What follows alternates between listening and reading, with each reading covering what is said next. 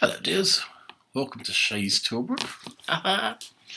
What we nickname as my room. Just get the sunlight out a bit. There you go.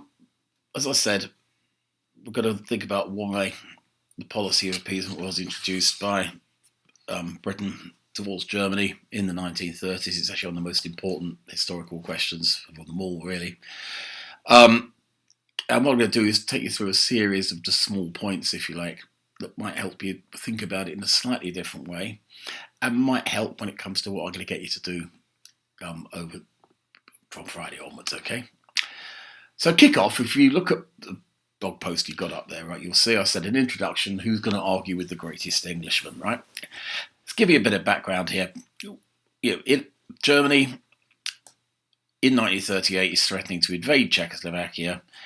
In a dramatic sort of intervention, the British Prime Minister, Neville Chamberlain, meets Hitler 3 times. On the 3rd, an agreement is made, called the Munich Agreement, whereby basically Germany is given the German population of Czechoslovakia. And the hope is that this is then going to bring peace in Europe, peace in our time. Famously, Chamberlain waves this piece of paper, and everyone hopes that was peace in our time. It wasn't. And pretty much not long afterwards, people began to say, well, that was a pretty dumb thing to do.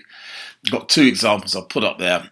The first was a group of young journalists who, just at the time of Dunkirk, when it looked as though Britain might be losing war, they published a pamphlet called The Guilty Men.